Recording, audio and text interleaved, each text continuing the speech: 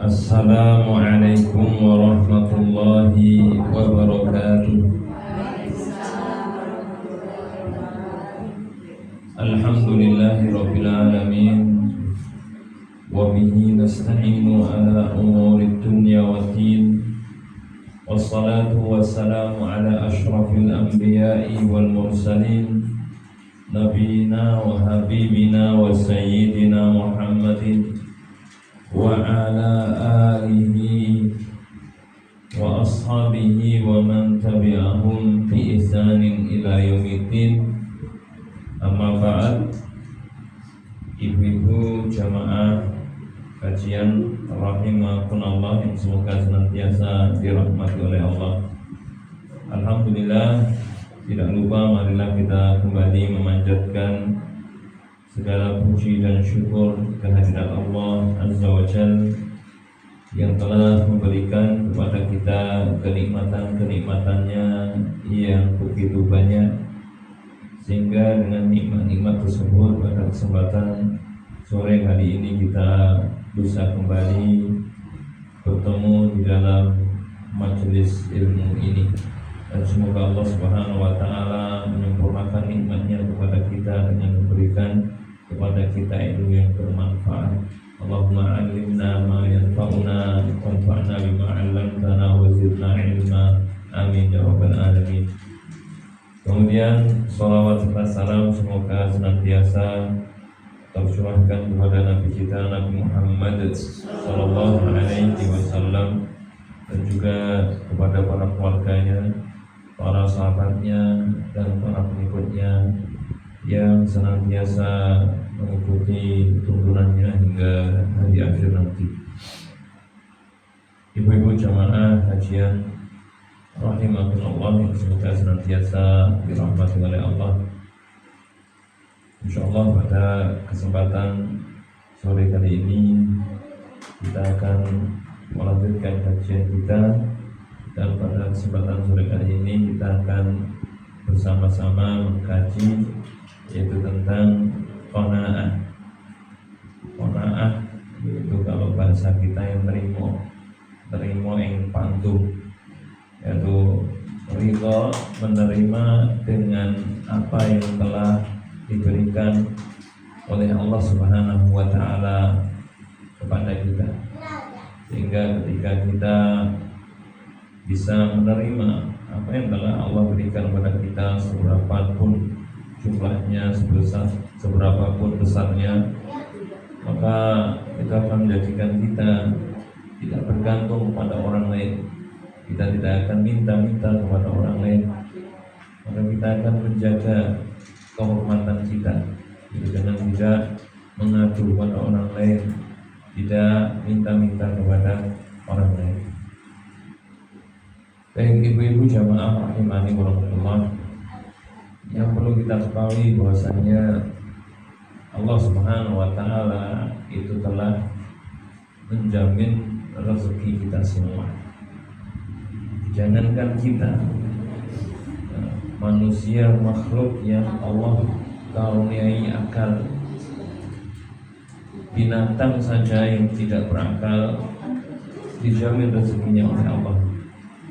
Allah Subhanahu wa taala berfirman, "Wa ma min dabbatin fil ardi illa 'ala Allahi rizquha."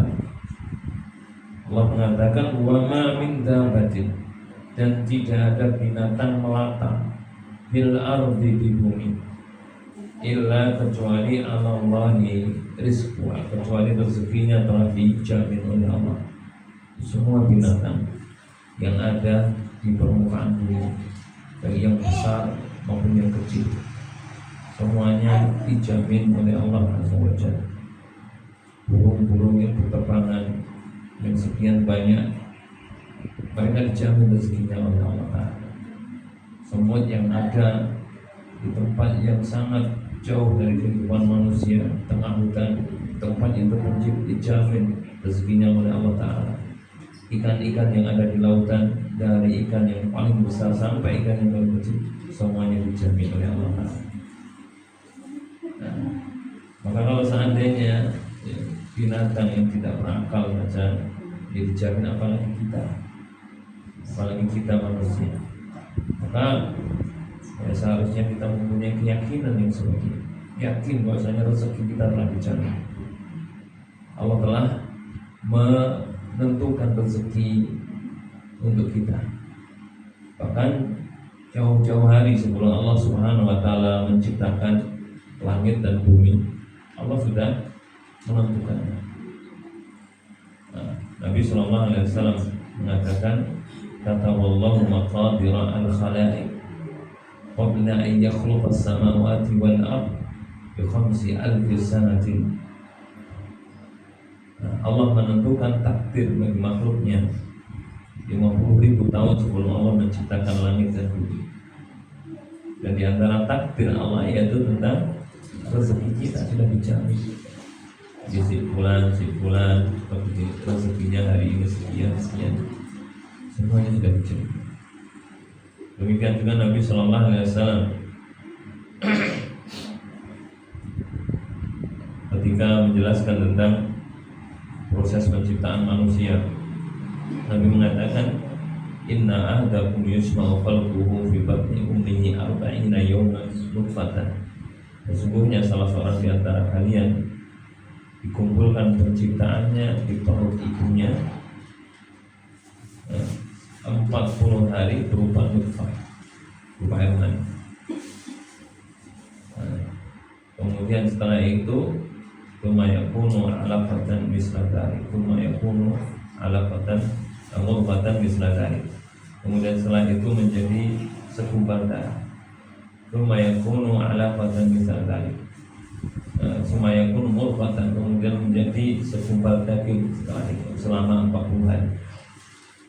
40 hari nutfah, 40 hari berupa segumpal darah, 40 hari segumpal daging. Kemudian setelah 120 hari, yaitu sama dengan 4 bulan, maka yursalu ilaihil malak, kemudian diutus padanya malaikat. Fayanfukhu fihi ruh, kemudian ditiupkan ruh. Saat itu maka kemudian Allah memerintahkan malaikat untuk mencatat 4 perkara. Di antaranya yaitu bikatbi rizki, diperintahkan untuk menulis rezekinya. Berapa rezeki bagi janin ini belum lahir ke dunia sudah ditentukan oleh Allah Ta'ala. Maka ini yang seharusnya kita pahami, sehingga ketika kita menyadari bahwasanya Allah telah menetapkan takdir kita berupa rezeki untuk kita, maka insya Allah seberapapun yang kita dapatkan akan mudah bagi kita untuk menerimanya, karena tahu sadar bahwasanya ini adalah jatah rezeki yang Allah berikan. Karena kalau seandainya kita ngoyo berusaha mati-matian untuk mengejar rezeki yang sebanyak-banyaknya, kalaulah bukan rezeki kita maka akan lari dari kita, tidak akan mendapatkan. Barangkali bisa jadi kita usahanya macam-macam sehingga hasilnya banyak, tapi kalau bukan jadi rezeki kita maka nanti juga pengeluarannya juga banyak. Atau bisa jadi kemudian Allah Subhanahu wa taala menginginkan sesuatu terjadi pada diri kita, sehingga harta kita yang kita tumpuk-tumpuk itu akhirnya habis. Akhirnya apa yang kita miliki yang hanya yang ditetapkan oleh Allah Subhanahu wa taala bagi kita. Nah, jadi demikian. Jadi semua rezeki bagi makhluk-makhluk Allah yang sudah ditetapkan, termasuk rezeki bagi kita. Kemudian jamaah rahimani wa rahmatullah,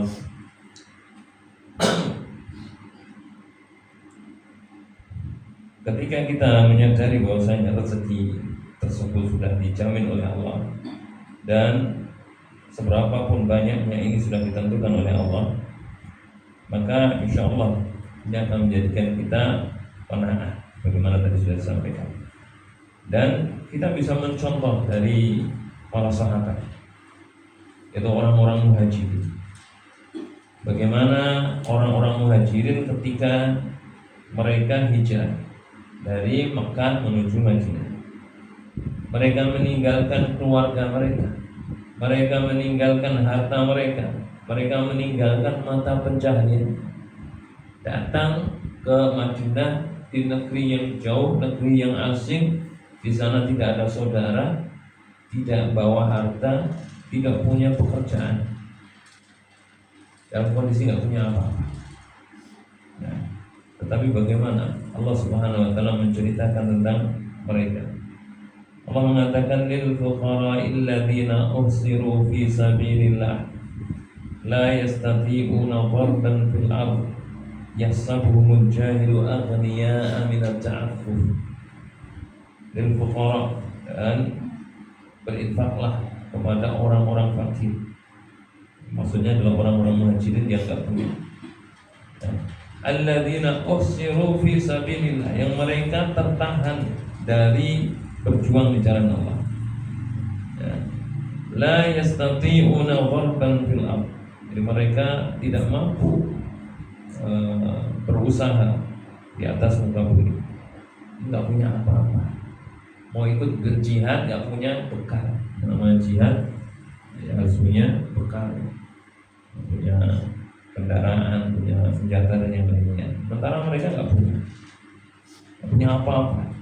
Tetapi bagaimana kondisi mereka? Allah mengatakan kondisi mereka yahsabuhumul jahilu aghniya.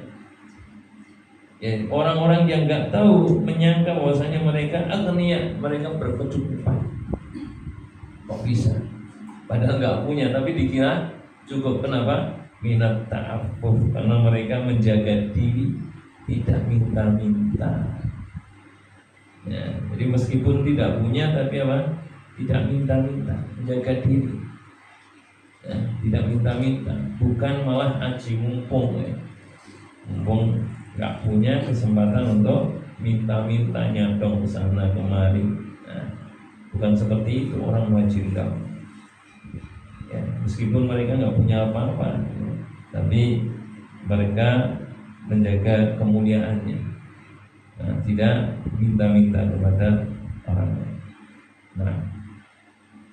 Maka Allah Subhanahu Wa Taala memerintahkan para sahabat yang mempunyai kelebihan, kalau mau berinfak, berinfaklah kepada mereka. Kalau mau sedekah, sedekahlah kepada mereka, karena mereka sebenarnya membutuhkan. Nah, mereka sebenarnya membutuhkan, hanya saja karena mereka menjaga diri mereka, menjaga kesucian, kemuliaan, sehingga mereka tidak mau minta-minta. Baik, kemudian jamaah rahimani warahmatullah, dan Nabi SAW ini menjelaskan bahwasanya orang yang kaya itu bukanlah orang yang kaya harta, tetapi orang yang kaya yaitu orang yang kaya hatinya. Kaya hatinya artinya yaitu dia menerima apa yang Allah berikan. Allah telah memberikan rezeki, telah menjatah rezeki bagi semua makhluknya.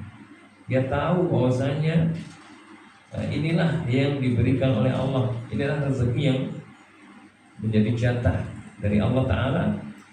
Maka kemudian itu dia terima. Nah, inilah orang yang kaya, kaya hati, merasa cukup dengan apa yang Allah berikan padanya.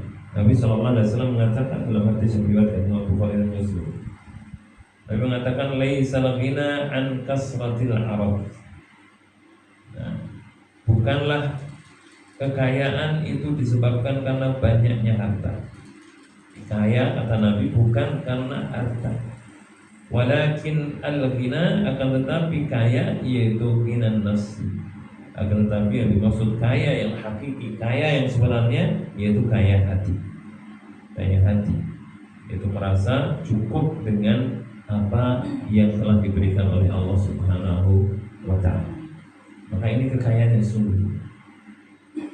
Maka kalau orang diberikan harta oleh Allah Subhanahu wa Ta'ala yang banyak, tetapi hatinya belum bisa qanaah, belum bisa terima, masih tetap kurang, maka ayahnya hakikatnya bukanlah orang yang kaya, bukanlah orang yang kaya. Dan Nabi Shallallahu Alaihi Wasallam juga menjelaskan tentang kondisi manusia yang mereka tidak pernah puas dengan apa yang diberikan oleh Allah meskipun banyak. Nabi mengatakan laukan Nabi Bani Adam wadiyan min dhahab la habba ayyakuna lahu wadiyan. Kalau seandainya anak Adam itu mempunyai satu lembah emas, mempunyai satu lembah emas, seberapa itu satu lembah emas? Lembah itu dataran di antara dua gunung. Dianggap saja lapangan, satu lapangan itu semuanya emas. Berapa ton ya? Kalau dinilai dengan rupiah berapa triliun? 1 gram saja sekarang kalau emas murni itu sekitar 2 juta. Jadi satu lapangan penuh dengan emas. Berapa ton? Berapa triliun? Tetapi bagaimana, apakah dia puas dengannya? Tidak. Nabi mengatakan maka dia akan pengen mempunyai 2 lembah emas. Satu lapangan masih kurang, pengen 2. Nanti kalau sudah punya 2, pengen 3. Kalau sudah punya 3 lapangan, pengen 4, demikian seterusnya. Padahal 1 saja sudah banyak. Jangankan 1 ya, 1/10 lapangan aja kan sangat banyak sekali. Belum puas, ingin terus. Walam yamla fahu illa biturab, dan tidak ada yang bisa memenuhi mulutnya kecuali dengan tanah. Maksudnya dia tidak berhenti dari pengen nambah terus, kecuali kalau sudah ditanam, dikubur di dalam tanah, baru dia berhenti. Demikian manusia banyak seperti itu, ya, tidak pernah puas. Maka orang yang seperti ini, bagaimana dijelaskan oleh Nabi, ini bukan orang yang kaya. Meskipun hartanya banyak, tetapi dia terus merasa kurang. Sehingga orang yang seperti ini tidak akan merasakan kebahagiaan, tidak akan merasakan ketenangan hatinya, karena meskipun sudah punya banyak harta, tapi masih merasa kurang. Berbeda dengan orang yang diberikan oleh Allah Subhanahu wa Ta'ala harta yang pas-pasan atau bahkan kurang, tapi dia qanaah, dia bisa menerima karena sadar bahwasanya adalah rezeki yang telah ditetapkan oleh Allah Ta'ala. Maka insya Allah dia akan menjadi orang yang tenang. Maka Nabi Shallallahu Alaihi Wasallam ketika menjelaskan tentang sifat seorang mukmin, Nabi mengatakan ajaban li amril mu'min inna amrahu kullahu khairun lahu. Sungguh mengherankan keadaannya orang mukmin, sesungguhnya semua keadaannya itu kebaikan baginya. Dan seorang mukmin ketika dia hidup di dunia ini senantiasa dalam keadaan baik. Bagaimana itu kalau dia mendapatkan kelebihan? Fa'in asyabatu syarra syakar. Kalau dia diberikan kelebihan, maka dia bersyukur. Dia punya banyak harta, dia bersyukur. Maka khairullah, maka itu menjadi kebaikan baginya. Ya, tetapi sebaliknya, wa'in asyabatu dharra, kalau dia ditimpa kesempitan, kekurangan, apa yang dilakukan? Sabar, dia bersama. Takana khairullah, maka itu juga kebaikan bagi. Jadi ketika dia mempunyai harta yang banyak, bersyukur, menjadi kebaikan. Tapi sebaliknya ketika diberikan oleh Allah kekurangan, dia bersabar, maka itu juga menjadi kebaikan bagi dia. Dia bersabar. Kenapa? Karena tahu bahwasanya inilah rezeki yang Allah tetapkan untuknya. Maka dia pernah terima, hingga itu bisa menyebabkan dia bersabar. Inilah orang yang kaya, yang bisa menerima impando, menerima ridho dengan apa yang Allah berikan. Meskipun barangkali rumahnya tidak megah, rumahnya bisa jadi gubuk reot, pakaiannya barangkali bisa jadi cuma beberapa pasang, sebagiannya sudah ada tampilannya. Kendaraannya bukan mobil mewah, tapi sepeda ontel, atau bahkan nggak punya sama sekali. Tinggalnya di pedesaan, jauh dari keramaian kota. Tapi bisa jadi dia adalah orang yang kaya. Dengan sebab apa? Dengan sebab qanaah. Qanaah, terima dengan apa yang Allah berikan. Nah, jadi demikian. Jadi kekayaan itu bukan dilihat dari harta, tetapi kekayaan yang hakiki, yaitu kekayaan yang ada di dalam hati. Itu tatkala kita bisa qanaah, terima dengan apa yang Allah Azza wa Jalla berikan untuk kita, inilah yang disebut dengan kekayaan yang hakiki. Baik, kemudian juga jamaah rahimani warahmatullah, Nabi Shallallahu Alaihi Wasallam dia menjelaskan bahwasanya orang yang beruntung itu yang seperti apa? Orang yang beruntung itu bukanlah orang yang hartanya banyak. Nah, tetapi orang yang beruntung itu adalah yang disebutkan oleh Nabi Shallallahu Alaihi Wasallam di dalam hadis yang diriwayatkan oleh Imam Muslim. Nabi mengatakan, qad aflaha, sungguh telah beruntung. Sungguh telah beruntung. Siapa yang pertama? Nabi mengatakan man aslama.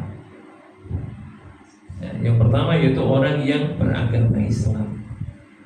Ini yang pertama. Jadi orang yang beruntung kata Nabi, orang yang beragama Islam. Kita semua insya Allah kalau yang satu ini sudah memenuhi. Kita semua sudah beragama Islam. Nah, kemudian yang kedua, waruziqa kafafan. Yang kedua, sifat orang yang beruntung kata Nabi, dan diberikan rezeki kafafan, yang pas-pasan. Ya, diberikan rezeki oleh Allah kafafan, pas-pasan, tidak berlebih. Tetapi apa? Kemudian Nabi mengatakan wa qanna'ahullahu bima atahu, dan Allah menjadikan dia qanaah, terima, ridho dengan apa yang Allah berikan padanya. Nah, jadi di sini Nabi Shallallahu Alaihi Wasallam menjelaskan orang yang beruntung yang pertama yaitu yang beragama Islam. Nah, karena ini menjadi dasar kebahagiaan bagi seseorang. Ya, seorang itu akan bahagia baik di dunia maupun di akhirat kalau dia Islam, seorang Muslim, orang yang beriman. Tetapi sebaliknya, orang yang tidak beriman, orang yang non Muslim, bukan orang Islam, maka dia tidak akan mendapatkan kebahagiaan. Maka syarat mutlak orang mendapat kebahagiaan, keberuntungan itu harus beragama Islam. Kemudian yang kedua, orang yang beruntung kata Nabi yaitu yang diberikan rezeki pas-pasan. Tetapi apa? Dia terima dengan apa yang telah Allah berikan padanya. Nah, sebagaimana disebutkan dalam hadis sebelumnya, ya, bahwasanya orang yang kaya itu yang kaya hati. Nah, maka orang yang kaya hati merasa cukup dengan apa yang Allah berikan, maka inilah orang yang beruntung. Inilah orang yang beruntung. Sebaliknya, kalau orang tidak mau menerima, tidak mau ridho terhadap apa yang telah Allah berikan, maka dia bukanlah orang yang beruntung. Nah, dia akan senantiasa merasa kurang, tidak akan bahagia hidupnya, tidak akan tenang hidupnya, ya, karena telah selalu merasa kurang, meskipun sudah diberikan oleh Allah Subhanahu Wa Taala rezeki yang melimpah. Tapi tatkala tidak ada qanaah, terima di dalam hatinya, maka dia tidak akan merasakan kebahagiaan. Dia bukan termasuk orang yang beruntung. Ya, jadi demikian akan menjelaskan orang yang beruntung itu orang yang mempunyai sifat qanaah, terima dengan apa yang Allah berikan. Baik, kemudian jamaah rahimani wa rahimakumullah, yang berikutnya perlu kita ketahui bahwasanya ketika kita sudah mempunyai sifat qanaah, terima dengan apa yang Allah berikan, maka insya Allah itu akan menjadikan kita tidak minta-minta kepada orang, tidak bergantung kepada orang lain. Ini sebagaimana yang disebutkan di dalam hadis yang diriwayatkan dari Hakim bin Hizam, dan ini bisa menjadi contoh bagi kita. Dari sahabat Hakim bin Hizam, beliau mengatakan, Sa'altu Rasulullah sallallahu alaihi wasallam fa'atoni. Aku pernah meminta kepada Rasulullah sallallahu alaihi wasallam fa'atoni, kemudian beliau minta, memberikan kepada ibu. Awalnya seperti itu. Jadi Hakim bin Hizam karena nggak punya, minta kepada Rasulullah, oleh Rasulullah diberi. Tsumma sa'altu, kemudian lain hari aku minta lagi, fa'atoni, kemudian aku pun memberikan kepada kemudian beliau memberikan kepada. Tsumma sa'altu, kemudian aku minta lagi kepada beliau dalam kesempatan, fa'atoni, kemudian beliau memberikan lagi kepada. Nah, demikianlah Rasulullah ya. Rasulullah itu tidak pernah menolak pemberian. Selama beliau punya, maka diberi. Nabi SAW ini seorang yang dermawan. Ada orang minta diberi, orang minta diberi. Nah, dan ini sebagiannya juga kita contoh. Kita contoh bagaimana Nabi jadi seorang yang dermawan. Nah, kemudian kemudian Nabi bersabda, memberikan nasihat kepada Hakim bin Hizam karena dia minta-minta terus. Nah, beliau mengatakan, ya Hakim, inna hadzal mal hadirun hulun. Wahai Hakim, sesungguhnya harta ini hijau dan manis. Maksudnya apa? Maksudnya harta ini membuat orang tertarik, menggiurkan, dilihat menyenangkan, rasanya manis, menggiurkan orang kepingin untuk memilikinya. Bahkan ada sebagian di antara saudara-saudara kita yang sampai melakukan hal-hal yang dilarang dalam agama untuk mencari dunia. Nah, sekarang banyak ya, orang untuk mencari dunia melakukan hal-hal yang dilarang, menipu misalkan, mengambil punya saudaranya, mencuri, ada juga yang korupsi dan yang lain. Bahkan pada zaman sekarang, zaman modern, penipuan bisa lewat HP, lewat HP, ngirim pesan lewat WA dan sebagainya.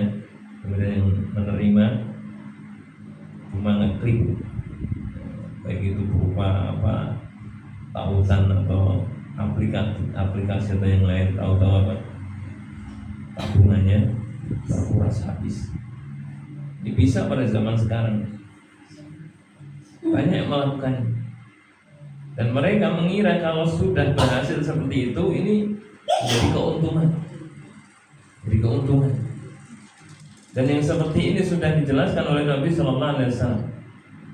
Nabi mengatakan, ya'ti 'alan nasi zaman, akan datang pada manusia suatu zaman yang apa? La yubalil mar'u bima akhad.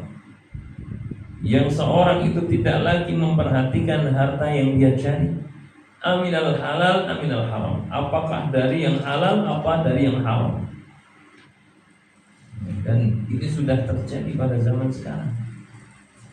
Jadi banyak kita saksikan di antara saudara-saudara kita yang mereka mengambil harta dengan cara yang diharamkan. alasan apa? Susah nyari yang halal. Susah nyari yang halal. Yang haram saja susah, apalagi yang halal, katanya seperti itu. Padahal apa? Lebih susah nyari yang haram daripada yang halal ya. Yang haram itu resikonya berat, baik di dunia maupun di akhirat. Coba sekarang sebutkan apa contoh sesuatu yang menghasilkan dari cara yang haram. Susah, misalkan nyuri ya, resikonya apa? Ditangkap, masuk penjara, sampai tahunan bisa. Atau misalkan jualan narkoba misalnya, ya bisa jadi memang untungnya besar, tapi tadi resikonya berat. Jadi nggak benar orang mengatakan yang haram saja susah, apalagi yang halal. Nah, kalau kita hitung-hitung ya, dari mata pencaharian yang ada, ya, dari mata pencaharian yang ada di muka bumi ini, antara yang halal dengan yang haram, mana yang lebih banyak? Lebih banyak yang halal. Lebih banyak yang halal. Maka lebih mudah mencari yang halal daripada yang haram, seperti itu. Tapi sekarang banyak ya orang-orang yang melakukan hal-hal yang haram, sebagaimana sabda Nabi tadi. Nah, ini dunia. Dunia itu apa? Menggiurkan. Menggiurkan. Sehingga banyak orang yang akhirnya melakukan hal-hal yang diharamkan. Maka Nabi berpesan kepada Hakim bin Hizam, sesungguhnya dunia ini hijau dan manis, menggiurkan. Faman akhadahu bisakhawatin an nafsi. Nah, kemudian Nabi mengatakan barang siapa yang mengambil bagian dari dunia ini, dari harta ini, bisakhawati nafsi, dengan penuh keridhaan, kerelaan. Maksudnya apa? Dia usaha kemudian dapat dari hasil dunia, dapat rezeki, kemudian dia ridha. Kata Nabi SAW, burika lahu fi, maka Allah akan memberikan barokah pada hartanya.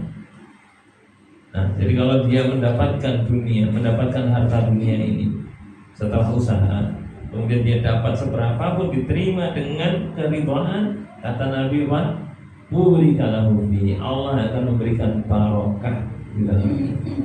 Barokah itu artinya apa? Barokah itu artinya kebaikan yang banyak.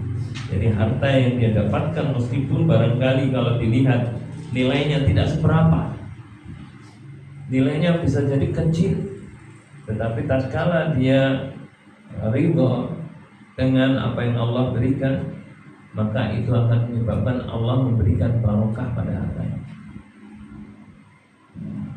Dia gunakan untuk menafkahi keluarganya, putra putrinya, karena ini harta yang barokah, akhirnya menjadi anak putra putri yang soleh dan soleh. Keberkahan harta. Tidak kalau hartanya itu tidak barokah, hartanya didapatkan dengan cara yang diharamkan oleh Allah Ta'ala. Kemudian setelah itu apa? Diberikan kepada anak, kepada istri. Apa yang terjadi? Hartanya nggak berkah, maka ya istri yang durhaka, ya, tidak taat pada suami. Demikian juga anak-anak.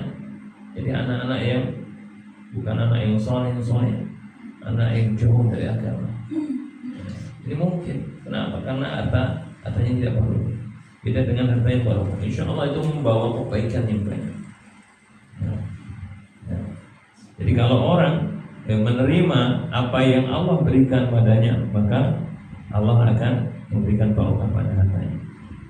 Tetapi sebaliknya, waman akhadahu bi israfin nas, barang siapa yang mencari harta tersebut dengan tamak. Yang tamak artinya apa? Dia sudah dapat, kemudian dia belum merasa puas, masih merasa kurang terus. Maka kata Allah apa? Lam yubarak lahu fihi, maka Allah tidak akan memberikan barokah padanya. Bagi orang yang nggak merasa puas, Bagi orang yang tidak qanaah, tidak terima dengan apa yang Allah berikan padanya, maka Allah tidak akan memberikan barokah pada hartanya. Bisa jadi iya benar, hartanya kalau dihitung dengan secara matematika banyak, tabungannya miliaran, akan triliunan di bank. Gak cuma satu bank ya, banyak, bahkan satu bank saja barangkali bisa sampai 3-4 rekening ya, double. Padahal nggak cuma satu bank, banyak bank. Belum yang di rumah, ada juga yang disimpan di dompet, ada yang disimpan di lemari, bahkan di bawah bantal juga ada. Nah, tetapi tatkala itu dia dapatkan dengan ketamaan tadi, tidak tidak qanaah, tidak pernah merasa puas dengan apa yang Allah berikan, maka Allah tidak memberikan barokah di dalam hartanya, yang tidak memberikan kebaikan yang banyak di dalam hartanya. Ini nasihat Nabi kepada Hakim bin Hizam. Nah, kemudian wa kana kalladzi ya'kulu wa la yashba. Nah, kemudian Nabi memberikan perumpamaan orang yang tamak terhadap harta itu seperti apa? Dan dia seperti orang yang makan tapi tidak pernah merasa kenyang. Ya, makan. Dia ngambil makanan, kemudian dia menyuapkan makanan tersebut dalam perutnya. Harusnya kalau orang makan, masukkan makanan ke perutnya, harusnya kenyang. Tapi ini enggak. Namanya orang belum kenyang, apa yang dilakukan? Makan lagi, ambil lagi, makan lagi, tapi enggak kenyang lagi, ngambil lagi, terus seperti itu. Ya. Demikianlah orang yang enggak pernah puas dengan harta dunia, tidak pernah qanaah, nerima dengan apa yang Allah berikan. Rasa kurang terus. Seperti apa? Seperti orang yang makan tapi nggak kenyang. Nah, dan kalaupun dia mendapatkan harta dari usahanya, maka hartanya tidak diberi barokah oleh Allah Azza wa Jalla. Nah, kemudian Nabi mengatakan wal yaddu al-ulya khairun minal yaddi sufla. Dan tangan yang di atas lebih baik daripada tangan yang di bawah. Tangan yang di atas maksudnya yang memberi. Khairun itu lebih baik minal yaddi sufla daripada tangan yang di bawah. Tangan yang di bawah itu yang minta. Yang memberi itu lebih baik daripada yang meminta.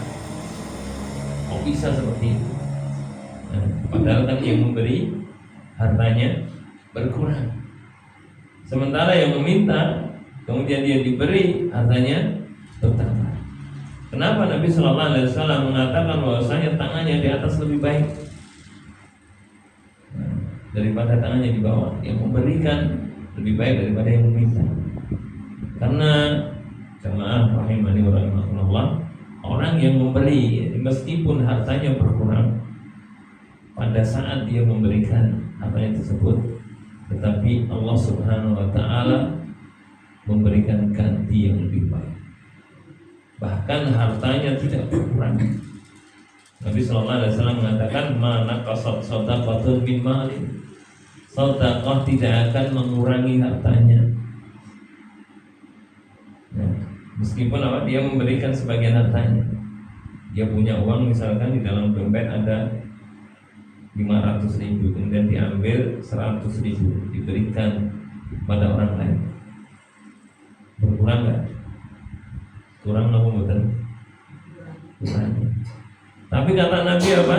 Mana qasad shadaqatun min malin, sedekah itu tidak akan mengurangi harta. Bagaimana bisa seperti itu? Iya, karena ketika bisa jadi ketika dia mengeluarkan sedekah, ketika itu hartanya berkurang. Tetapi dengan sebab sedekahnya Allah membuka pintu rezeki baginya, dimudahkan rezeki baginya.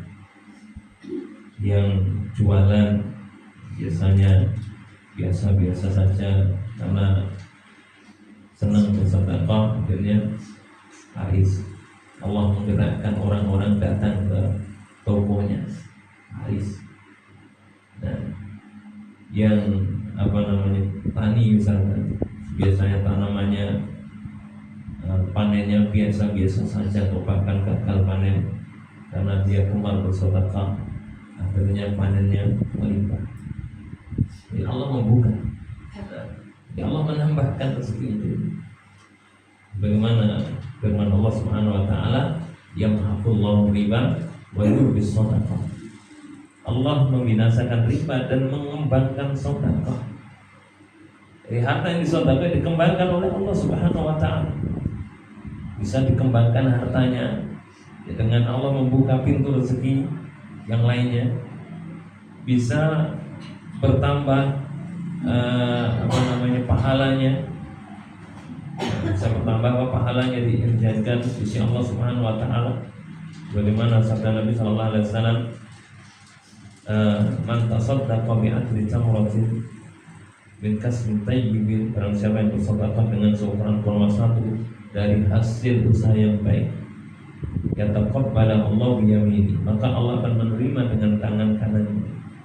Kemudian akan dikembangkan oleh Allah kama yurabi ahadukum falwahu, sebagaimana salah seorang di antara kalian mengembangkan anak kudanya hatta takun misla jabal, sampai menjadi seperti gunung.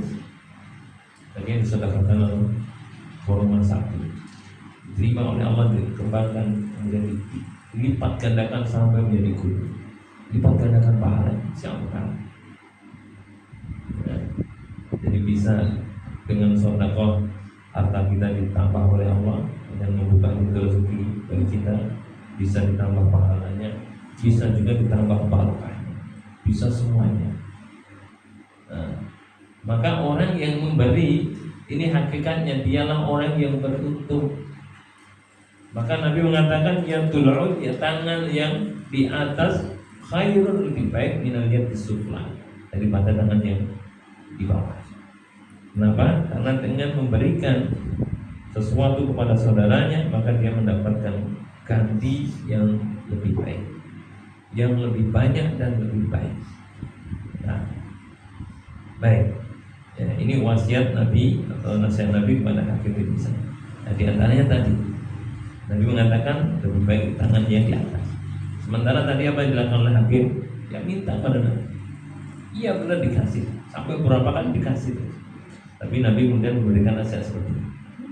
Maka bagaimana setelah menerima nasihat dari Nabi?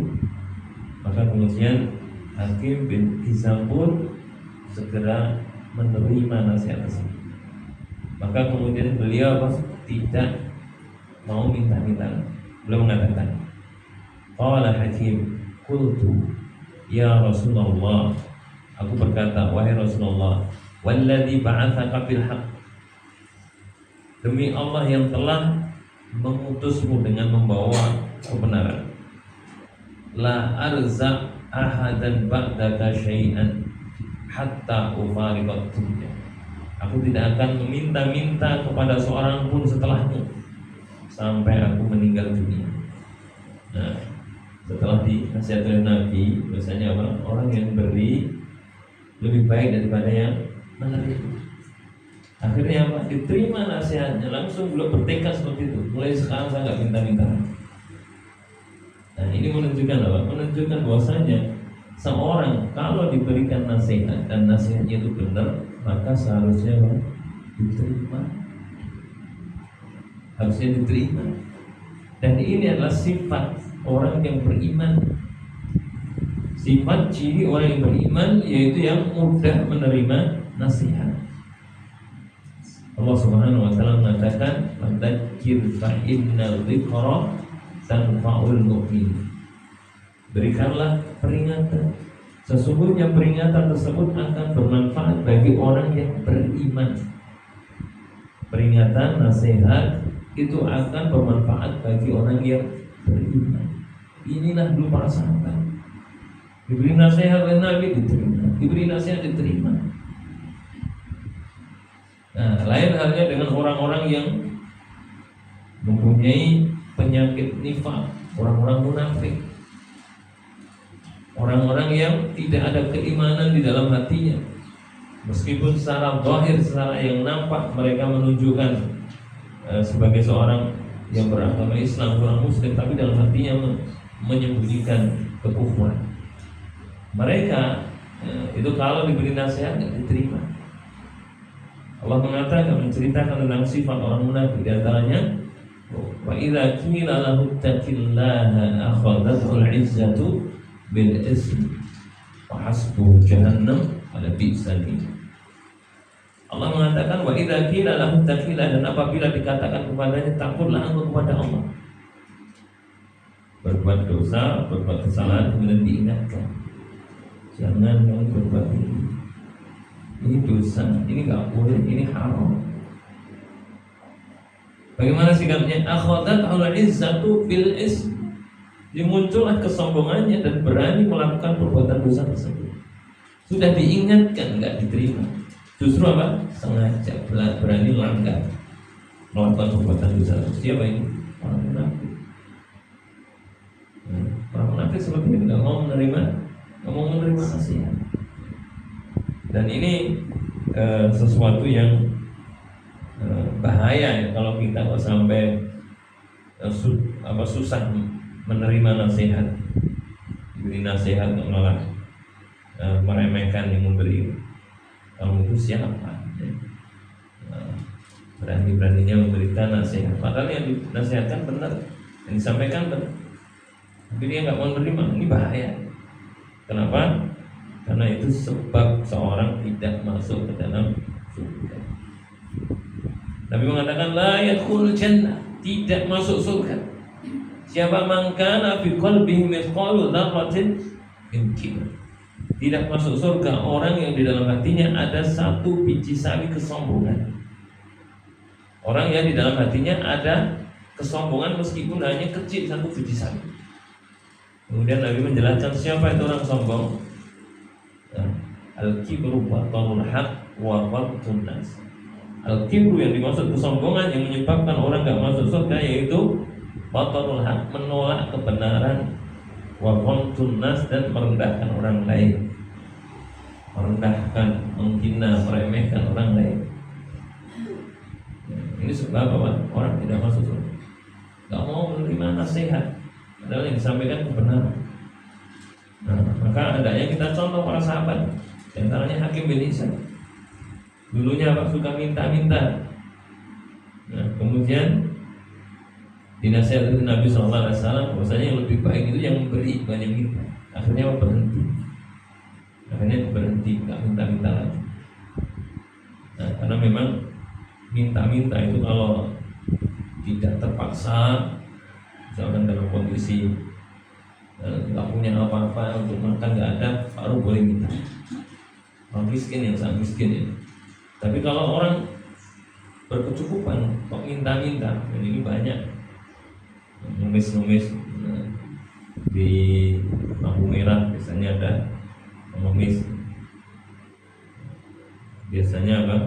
Pakai pakaian yang compang camping, bolong-bolong, badannya dibuat kotor ya. Tapi ternyata apa? Di rumahnya kaya, banyak yang seperti itu. Jadi ngemis jadi apa? Jadi profesi. Padahal dalam Islam nggak boleh seperti itu. Nah, di dalam Islam itu dilarang yang minta-minta itu. Nabi SAW mengatakan la yazalul mas'alatu bi ahdikum hatta yalqallaha ta'ala wa laysa bi wajhi mus'atul lahmi. Senantiasa salah seorang di antara kalian itu minta-minta terus, nggak berhenti minta-minta, padahal sudah mampu, hingga dia datang pada hari kiamat menghadap Allah, laisa biwajhi mus'atul lahmi, di wajahnya nggak ada dagingnya sedikit pun. Dibangkitkan pada hari kiamat dalam kondisi wajahnya nggak ada dagingnya, seperti tengkorak. Ya, siapa ini? Orang yang minta-minta, padahal nggak ada hajat, nggak ada kebutuhan, dia minta-minta. Nah, ini tidak dibolehkan seperti itu.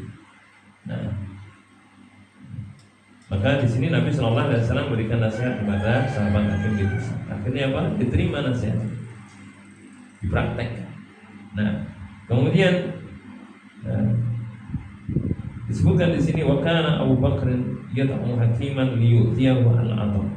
Nah, pada masa Abu Bakar menjadi khalifah, Kemudian Hakim bin Hizam ini dipanggil untuk diberi jatahnya. Fayaqba ayyaqbala minhu syai'an. Tapi Hakim gak mau menerima sama sekali. Padahal ini apa sudah menjadi jatahnya. Dia ikut perang. Kemudian kalau namanya perang kan ada rampasan perang. Rampasan perang itu nanti dikumpulkan kemudian dibagi-bagikan bagi orang yang ikut perang. Nah, ini Hakim sebenarnya dapat hak, tapi dia nggak mau menerima.